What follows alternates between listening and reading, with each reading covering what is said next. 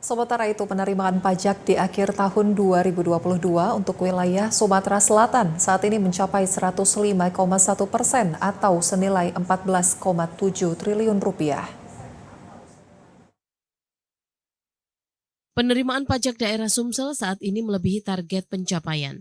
Dari data Kantor Pajak Daerah Wilayah Sumsel Babel, penerimaan pajak untuk wilayah Sumsel mencapai 105,1%, yakni sebesar 14,7 triliun.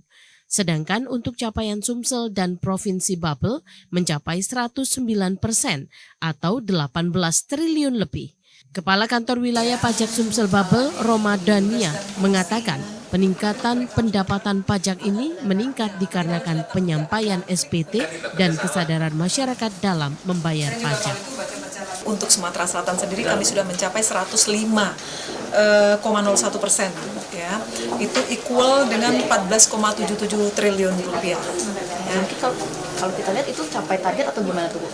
Over, jadi 105% untuk hanya ansih di Sumatera Selatan.